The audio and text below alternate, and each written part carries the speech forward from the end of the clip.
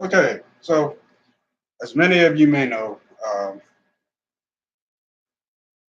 I speak on a lot of things and I have the tendency to do a lot of videos. So today I'm going to go ahead and I'm going to speak on the generational failures of America. How did we get this way? How did America become the failure that it is today? So thing is my first question is did you know that there are six living generations in the United States of America? And a report from Palm Beach County University, an educator, Gregory, Canada, said he peered into a crystal ball and saw into the future and saw himself smiling profusely 10 years into the future. Essentially saying that 10 years into the future, that America is going to be better off than what it is today. Bringing up upon that old adage, what's bad today will get better in the future.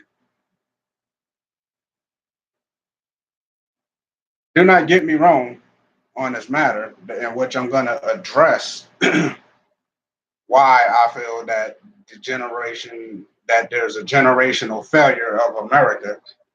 But I can understand why, as in the GI generation, the generation of 1901 to 1925, women were not as highly valued as they were as men in that time and era. Uh, as marriage was the norm, divorce and children out of wedlock was highly frowned upon, as marriage was one of the most staples of the American way of life.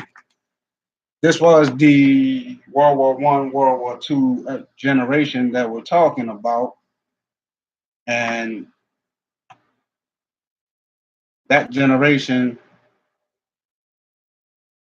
and the next generation of which I'm about to bring up which is the mature silent generation, which is the generation between 1927 and 1945.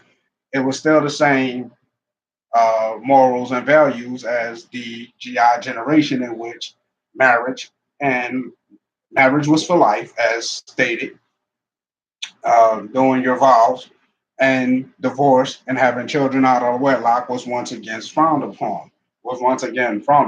As these two generations still share that same moral compass of discipline and self-sacrificing and cautiousness, but at the same time, as we move into the next generation of 1946, 1964, which is the baby boomers generation, which fractured itself into two factions of rebellion and revolutionaries, and also yuppies and hard workers, as that was the generation that was building up to the next generation that we're going to discuss in a moment here.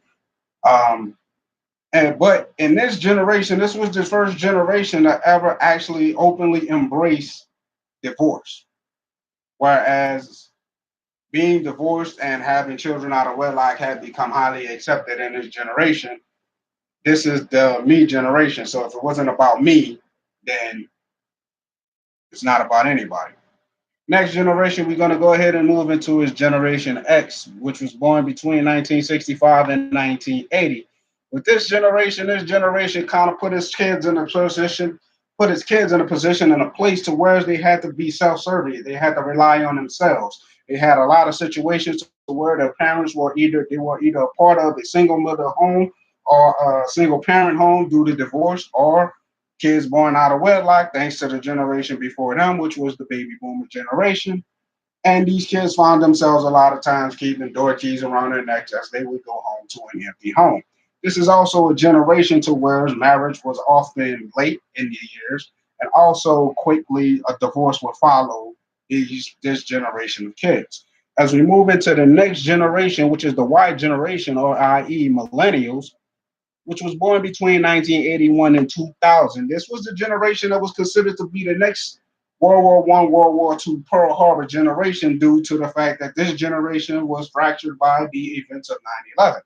In which, when we get into this generation, we really don't see too much aspects of conversation on marriage in this generation. But as we all know, this generation does have a high divorce rate. Excuse me. And then we move on to our final generation. As I said, there are six living generations, and the final generation is Generation Z, which is the boomlets generation.